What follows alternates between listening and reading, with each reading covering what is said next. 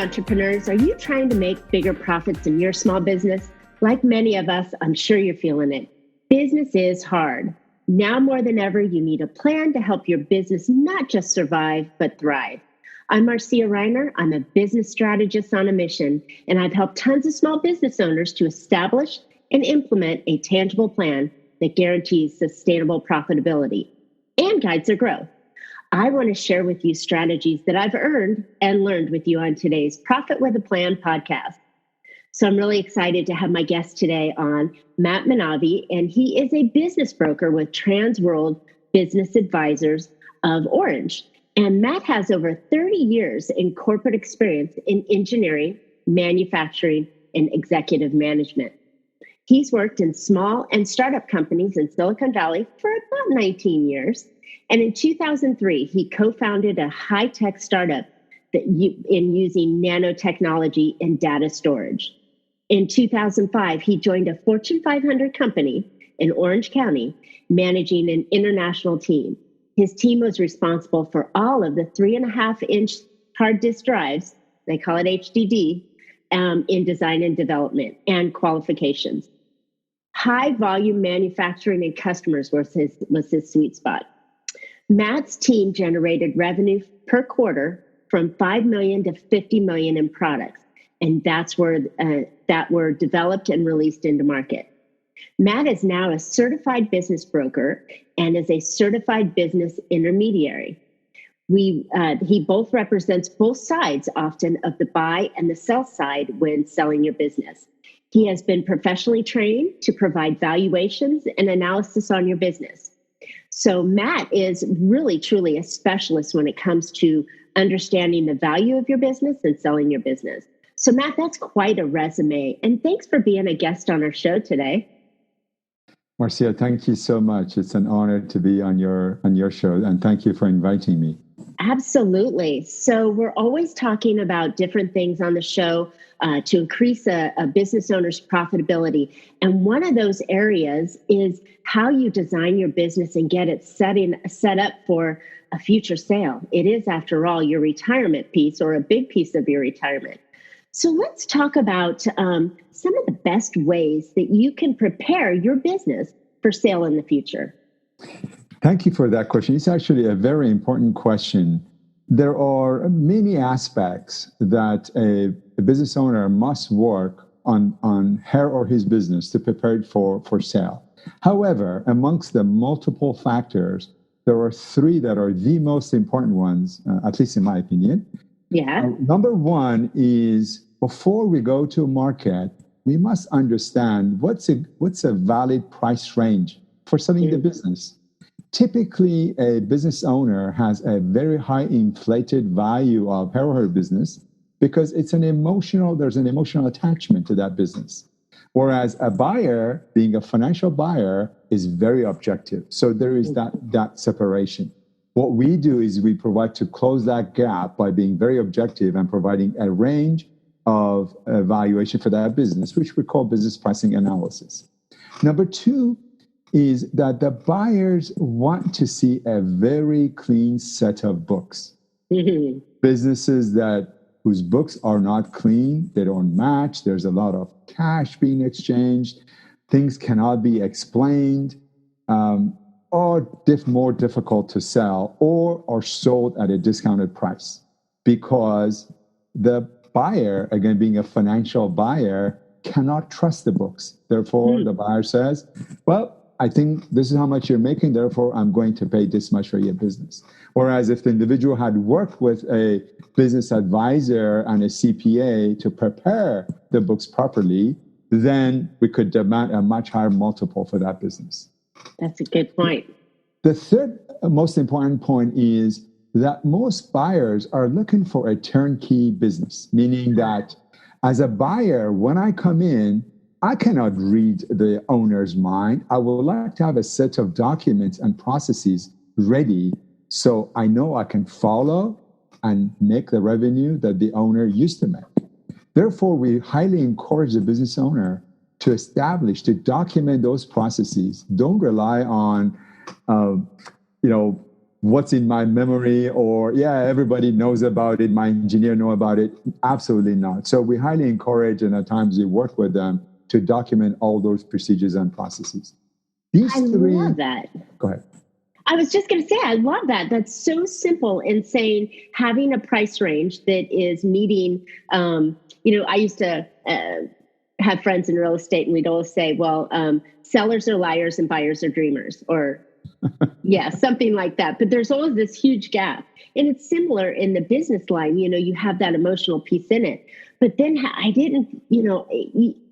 people don't put the value on having a clean set of books and systems and processes to have that turnkey.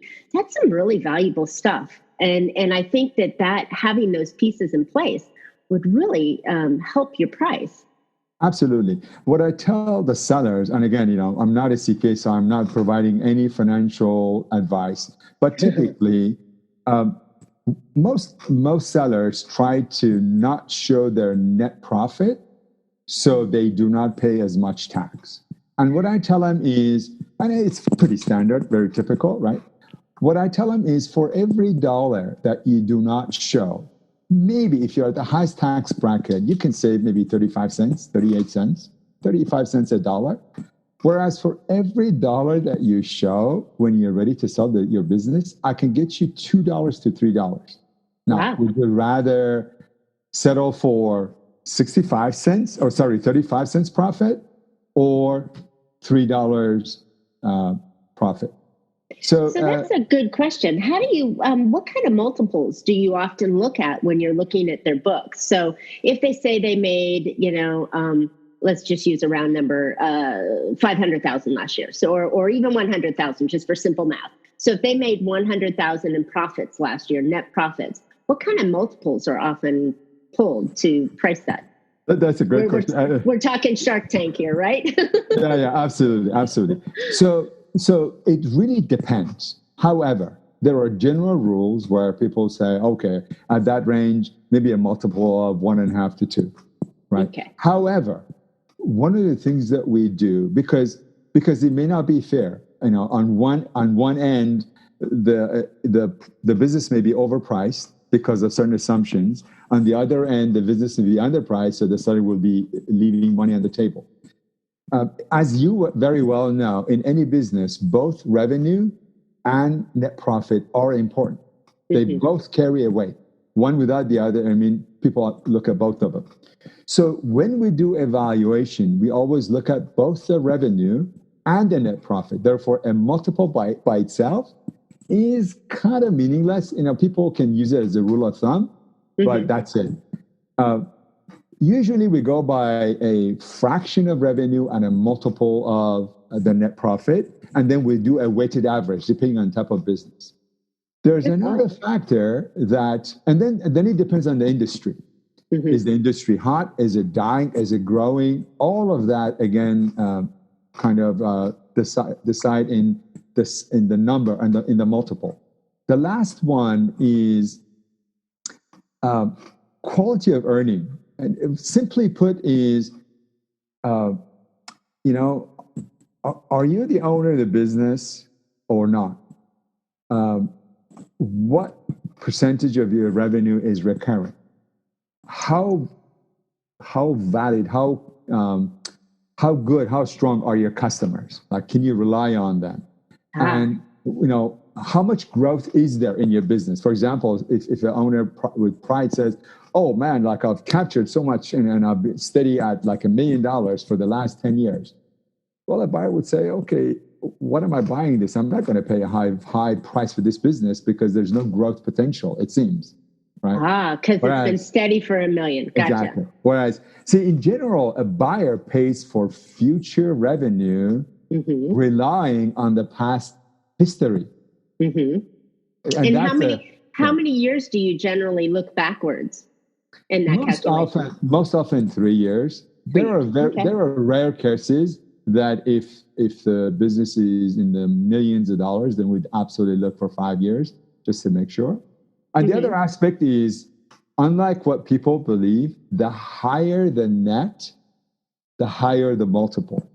So, for example, if $100,000 net would demand a multiple of, say, 2, $1 million would demand a multiple of 4, a $5 million would demand a multiple of 6 or 7.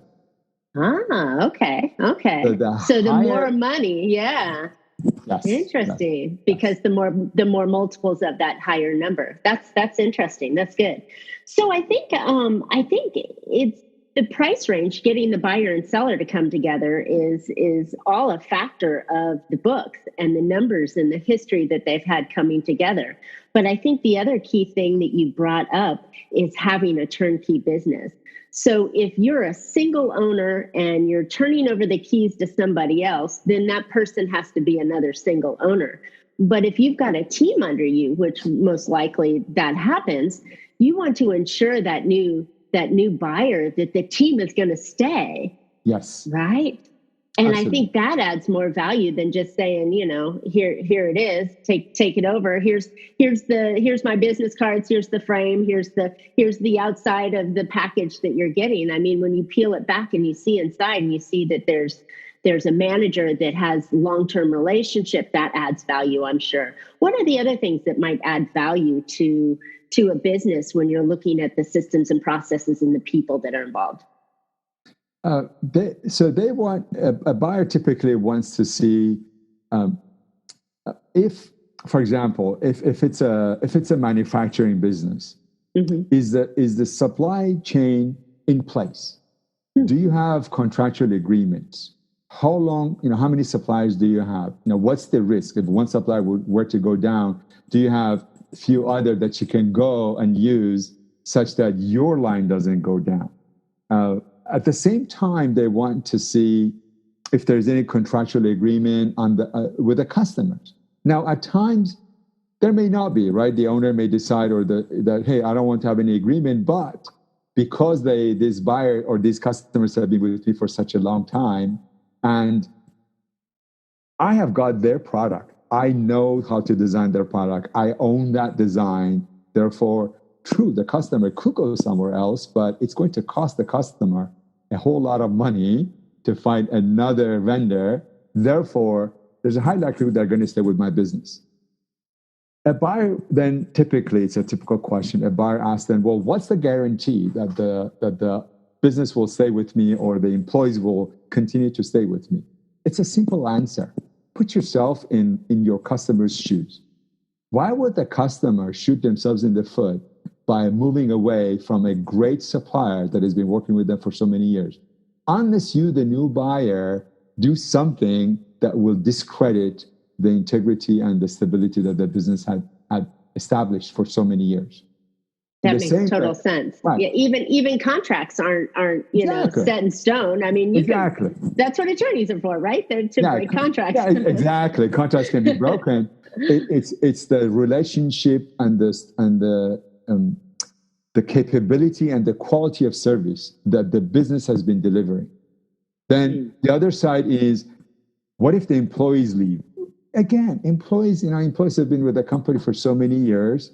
They love the environment. They've been earning an income, and there's a culture established. If you come and disturb that culture where the employees won't like it anymore, they cannot get along with you, well, guess what? They're going to leave. That's right. There's no magic about it. It's like pretty straightforward. And that becomes the match by having a broker such as you to come in and say, look, here's the environment. You paint that picture for the buyer by doing your discovery with the seller. And then the buyer comes in and you're trying to say, look, can you fit into this? Could you keep this culture going? And then that also leads to more success. And that turnkey seems a lot more simpler than trying to do things differently. Absolutely. Interesting. Well, this is great. This is really valuable stuff. I coach my clients to get ready for selling. And I say you should know your exit strategy the day you open the doors. What are your plans? Because it's the way you establish your business. It's easier to set the systems and processes in place, knowing that you're creating it to sell it in the future, because it's a very, very valuable investment and asset in your life and in your business. So I think that this is really good tools to help buyers and sellers understand when they're coming close to that environment. You've spoken a lot about manufacturing. I deal a lot with service-based companies. Mhm. How do you value a service-based product versus a tangible, cost basis and so on in that? Is there anything different on a service-based? Yes and no. So there are means of providing evaluation for different industries, right? And with the service industry, it is important to understand the client base and again quality of earning and how is the revenue generated. Is the revenue on a recurring basis for all or portion of the clients, or is it that you have to kill one to earn that revenue and then you go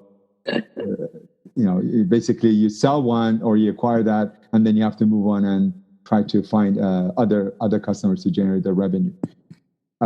Typically, depending on the service, for example, insurance companies are pretty hot. And a law firm, depending on how the law firm is established, may or may not be sellable. Okay.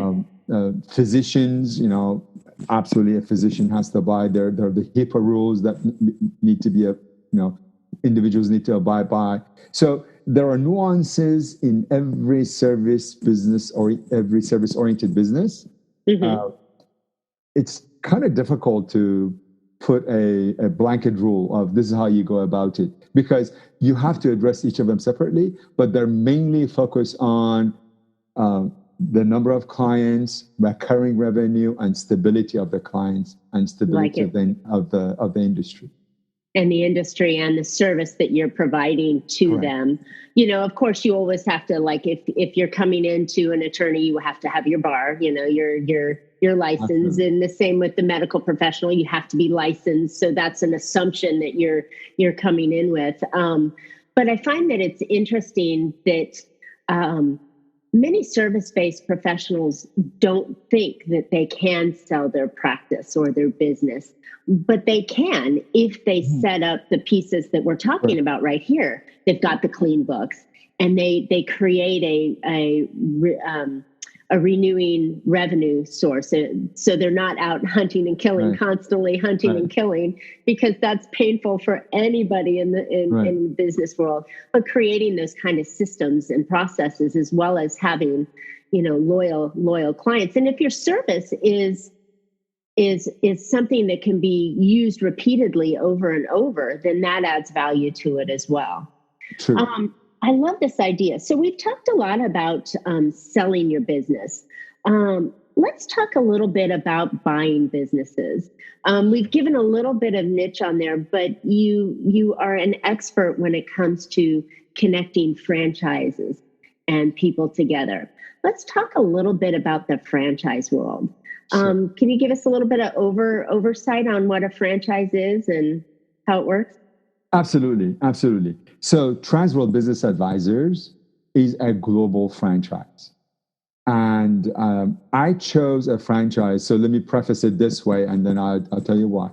I chose a franchise when I wanted to get into this business brokerage and M&A industry because I came from 30 years of corporate environment. And as much as, I am an entrepreneur in heart, and maybe that was a demise that I said, I cannot take any more in the corporate world. You're one of us. Welcome. Exactly. Right. It's just, I cannot be bound anymore. We are used to, people who come from the corporate world are used to getting a paycheck every other week. A lot of the environment is already established for them. They don't need to go market. They don't need to figure out how to create a website. They don't need to figure out how to manage P&L. They don't need to understand how to hire people and deal with the HR issues. They don't need to figure out where am I going to rent, is the rent manageable? It's just, so as you very well know, going from a corporate world to an entrepreneurship world where you start your own business, there's a huge amount of things that one has to learn and know. A franchise provides a structured environment for an entrepreneur where the individual has many of the things already handed to them. For example, here's your marketing procedure. Here's how you're going to find your location for you. Here's how, if it's a fast food restaurant, for example, here's how you're going to set up your fast food restaurant. Here's the flow. Here's the color of the chairs. Here's your menu. A lot of things are given to you, so you don't have to think about them and reinvent the wheel. They're given to you because the franchisor hopefully has had a very successful history to say that, look, I have developed this recipe and it's been generating revenue for me and other franchisees for so many years. You follow the recipe that I give you, you're going to generate revenue. That's the simple reason for starting a franchise. Love it. Makes it easier. Exactly. And for that, of course, they will want to get a royalty, rightfully so, right? And an upfront fee. So there are signups and you're buying equipment on their platform, and especially if you're in a restaurant or a storefront kind of situation, you're buying everything, your supplies, everything through their chain. Absolutely. So that they can help control the consistency. But I think what really nailed it for me is that the stress of a business owner, as I mentioned in my intro, business is hard. It really is truly hard, because when you're starting it up, you're wearing all these hats and you have to figure out what this is going to be and what's that going to be, and set up and processes and everything. When you buy a franchise, you may pay a little bit up front, but they're handing you that beautiful turnkey package that basically you follow the recipe on the card and you open the door and you have clients coming in, ideally. Right. And I want to quickly allude to two important points, Marcia. One is, yes, buying a brand new franchise is good for individuals who are looking for a specific location, right? Hey, I want this area, therefore I'm going to buy a brand new one to start it. To me, a better approach is to buy an existing franchise that is already generating positive cash flow. Oh, so you buy someone else did the startup. You walk in, it's the used car thing, right? You get the discount right off the bat. You're still driving a relatively new car. Well, you get the structure of a franchise and the brand name of a good franchise, and you don't have, and then you hit, the ground generating cash flow. You start putting money in your pocket from the next day versus starting from scratch, where it takes you a year to do a build out, you pay up front, you got to pay for employees, year to year and a half before you break even. And that's a lot of money to put up. So what are the success percentages? And I know percentages are just here or there, but I think it'll give our listeners an idea. What's the percentage of success in a franchise versus a traditional entrepreneur walk-in startup? I mean, there's got to be something different here. They are, and I used to know it, and I apologize, I forgot, and I don't want to give any number. Are good. Right. So typically, I remember for a standard business, within the first 3 years or so, about 80% of the business go out, mainly because they run out of money. To get it started and going. I mean, exactly. They start putting up money. They don't have proper planning in place. They didn't figure out how to generate their revenue. Like what you do, Marcia, they didn't have a plan. They just go, I want to start this business without really properly planning it. So they run out of money. Whereas the issue is the percentage is much less. I believe, I would say maybe 50% or less for franchises, because for one, it's a structured environment, and two, for every franchisee that files for bankruptcy, that's a negative mark for the franchisor. Ooh, okay. Therefore, the franchisor will do everything they can on the initial selection to keep it afloat. Absolutely. Gotcha. So there is an interview process. You can't just come in with a wad of money and say, I want to buy this yogurt stand. You've got to have some skill set. You've got to have some reserve assets in play. You've got to have some business credit and the ability to front this. And because they want to see that, like in any business, your franchise, just because you buy a franchise, it's still going to take you, like you said, a year, possibly a year and a half to get it profitable. You got to be able to sustain yourself during that time, and potentially your employees as well. Absolutely. It's a double whammy when you start a brand new franchise. Yeah. Whereas you pay upfront and you start doing cash flow. There's another angle, and I want to quickly mention that. Yeah. And this is to the business owners who have been so successful in developing processes. They've got the processes down and they've got the books right. They know exactly how to make money every single day, very repeatedly. They can convert their business into a franchise. They can become a franchisor, and then they will be double dipping big time because for one, they can sell their franchisee locations. Number two, they will generate a continuous cash flow called royalty.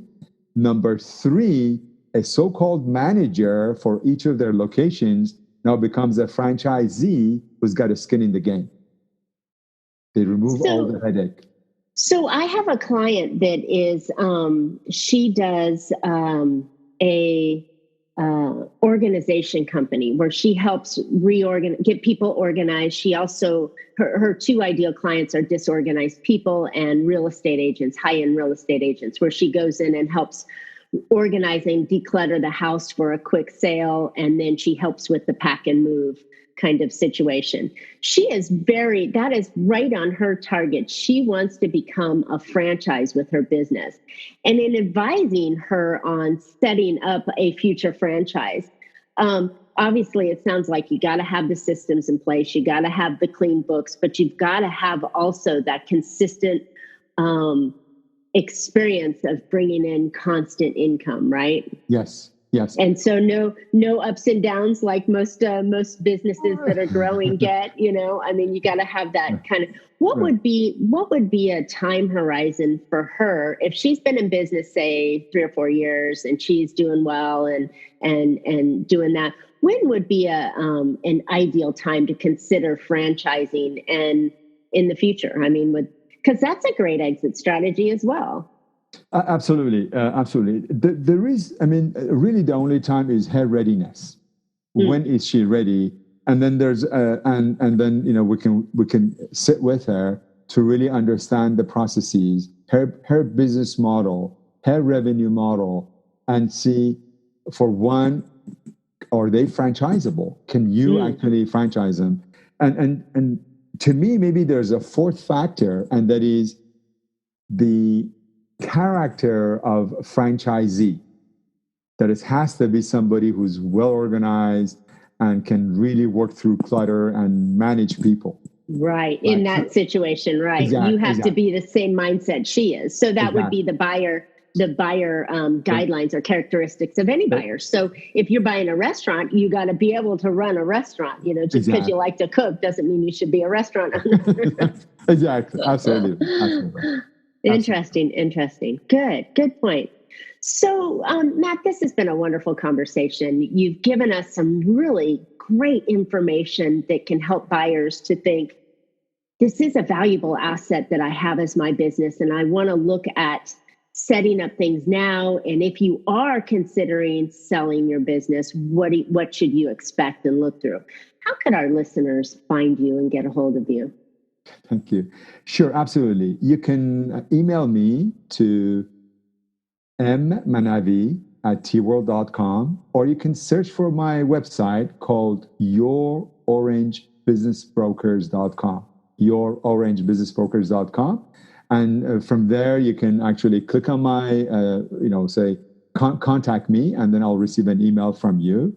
Or you can call me on my telephone, 714-923-1222. Again, 714-923-1222. We'll have all that information in the podcast notes for the listeners, so they're not scrambling to write it down. Absolutely. I want to say one thing that I tell business owners, and maybe working with a business owner isn't right for everybody, and I completely acknowledge that. But as a business owner, please keep in mind, you can either work on your business or work on selling your business. If you work on selling your business, then who's working on your business? The revenue will go down and the valuation will drop. So pick your battle, business owner. Ask for professionals to help you. I love that. That's so important because, like anything, you have to keep the engine running and you have to keep the business flowing, especially if you're trying to sell it. It's like if you're selling your home, business owner, you got to keep everything clean and organized and have it all pretty and the cookie smell in the kitchen when buyers come to see the house. It's not an easy job.